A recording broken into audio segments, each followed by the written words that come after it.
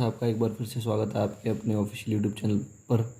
देखते हैं आज का हमारा टॉपिक है एसेसरी डाइजेस्टिव ग्लैंड या सहायक पाचन ग्रंथियाँ। इससे पिछली वीडियो में हमने लार्ज इंटेस्टाइन डिस्कस की थी। तब मैंने आपको बताया था हमारा एलिमेंट्री कैनाल वाला पार्ट पूरा हो चुका है, आहार नाल वाला भाग पूरा हो चुका है। अब हम पढ़ेंगे एसेसरी डाइजेस्टिव ग्लैंड या सहायक पाचक ग्रंथियाँ। तो देखते हैं कि एसेसरी डाइजेस्टिव ग्लैंड या सहायक पाचक ग्रंथियाँ होती क्या है।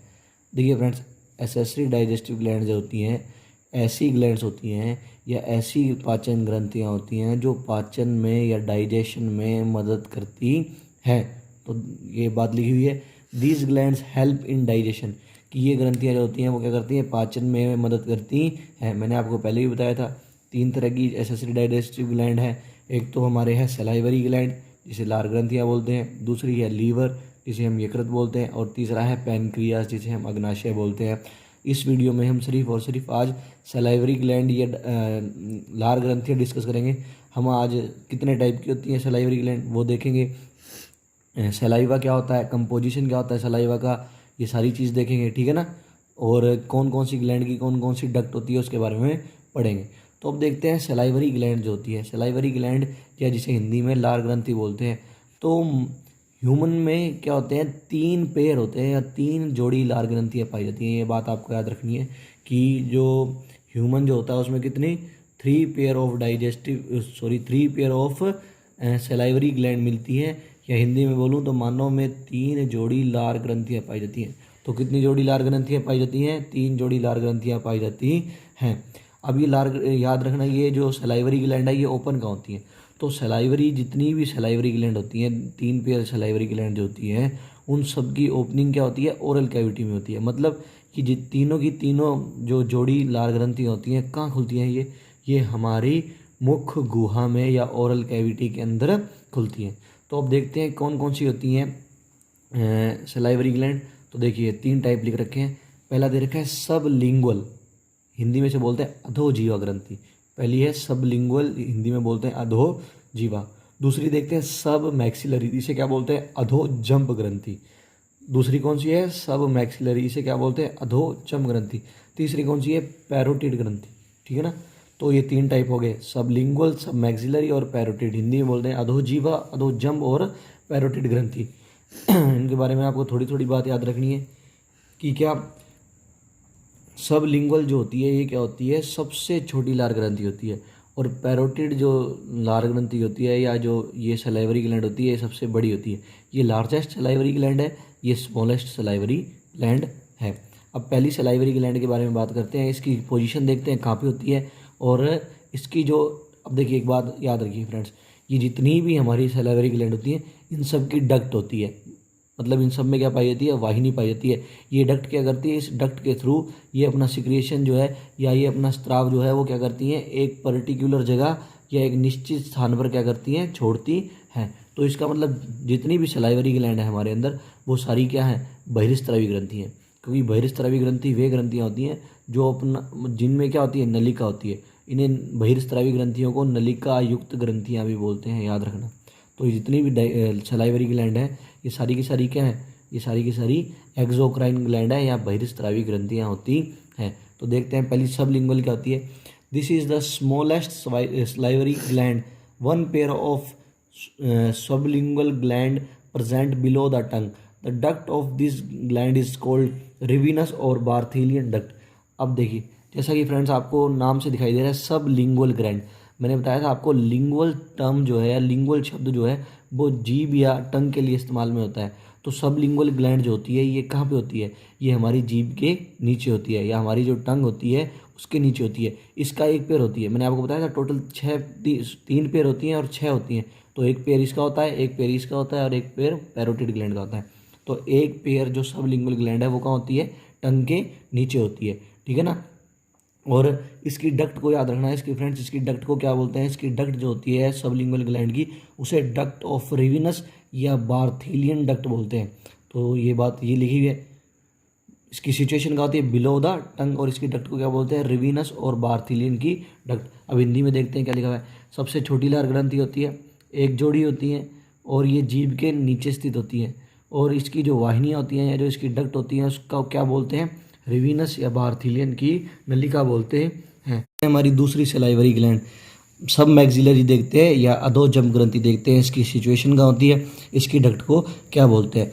तो याद रखिएगा फ्रेंड्स, जो सब मैक्सिलरी ग्लैंड होती है ये भी कितनी होती है, वन पेयर ऑफ क्या होती है, सब मैक्सिलरी ग्लैंड होती है। इसकी सिचुएशन क्या होती है, इसकी सिचुएशन याद रखना, जहाँ दोनों जॉ बोन जो होती हैं उनकी जंक्शन साइट होती है उसके पास क्या होती हैं, ये जो सब मैक्सिलरी सलाइवरी ग्लैंड होती हैं ये प्रेजेंट होती हैं। कहाँ प्रेजेंट होती हैं, जो हाथ दोनों जॉ बोन मिलती हैं उसकी जो जंक्शन साइट होती है उसके क्या होती है, जो पास क्या होती है, इनकी सिचुएशन होती है। और इसकी डक्ट को याद रखना क्या बोलते हैं फ्रेंड्स, इसकी डक्ट को बोलते हैं वार्टन्स डक्ट बोलते हैं। तो ये मैंने यहाँ बात लिख रखी है कि वन पेयर ऑफ सब maxillary gland present at the junction site of jaw bone, the duct of this gland is called Wharton's duct.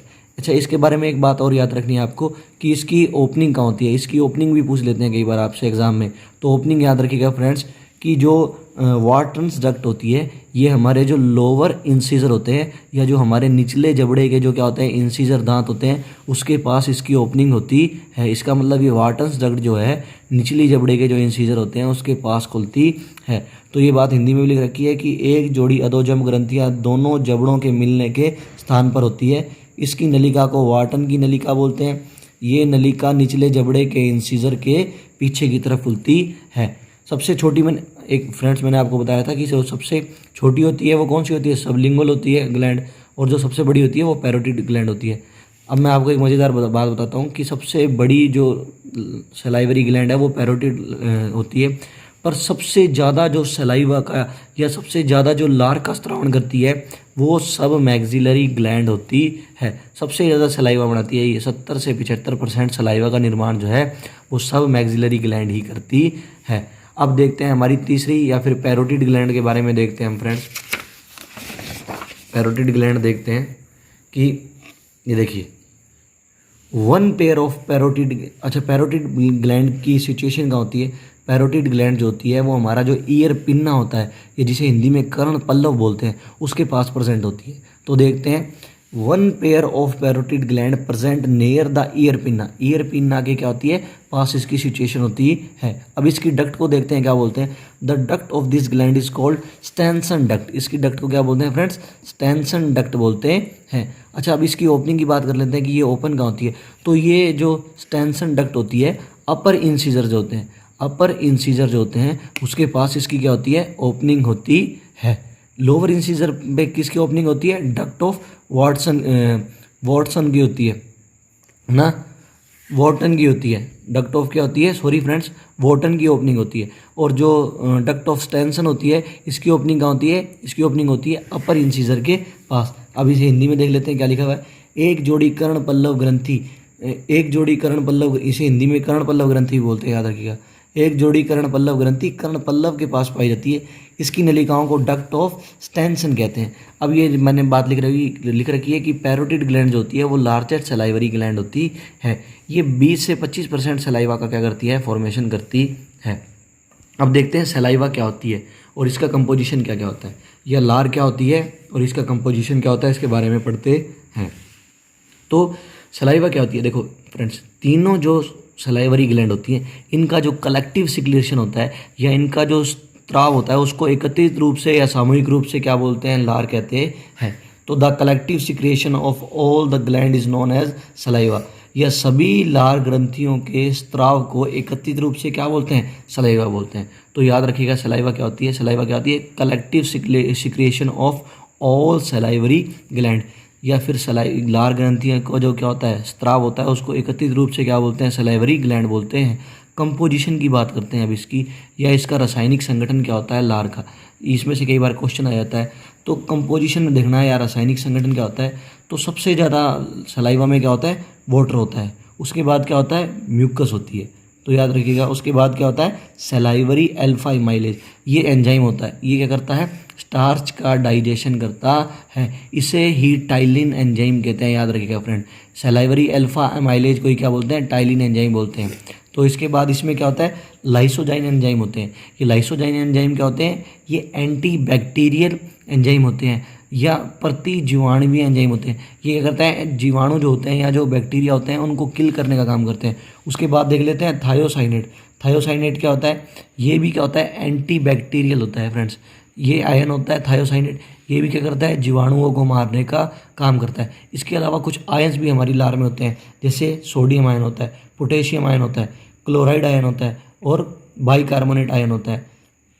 तो ये कंपोजिशन था फ्रेंड्स किसका, सलाइवा का। एक बार दोबारा से जल्दी से देख लेते हैं। वाटर होता है सबसे ज़्यादा, म्यूकस होती है, सलाइवरी अल्फा माइलेज होता है, इसे टाइलिन एंजाइम भी बोलते हैं, और ये स्टार्च डाइजेस्टिव एंजाइम होता है। लाइसोजाइम एंजाइम जो होता है ये एंटी बैक्टीरियल एंजाइम होते हैं। थायोसाइनेट आयन जो होता है ये भी एंटी बैक्टीरियल होता है। और ये कुछ आयन्स होते हैं जो हमारी किस में होती हैं, लार में होते हैं। बाइकार्बोनेट आयन की वजह से हमारी जो, अब देखते हैं कि जो इसका सलाइवा का पीएच कितना होता है। तो याद रखिएगा फ्रेंड्स, सलाइवा का जो पीएच होता है वो अप्रोक्सीमेट कितना होता है, 6.8 होता है। थोड़े सा मतलब ये लगभग हमारी जो सलाइवा होती है, लार्ज होती है, वो न्यूट्रल होती है, मतलब उदासीन होती है। तो ये थी आज की हमारी वीडियो जिसमें हमने सलाइवरी ग्लैंड के बारे में पढ़ा। इससे अगली वीडियो में हम लीवर और पैनक्रियास के बारे में पढ़ेंगे। अगर आपको फ्रेंड्स ये वीडियो पसंद आई हो तो लाइक करें, शेयर करें और हमारे चैनल को सब्सक्राइब करें। ये फ्रेंड्स मैंने आप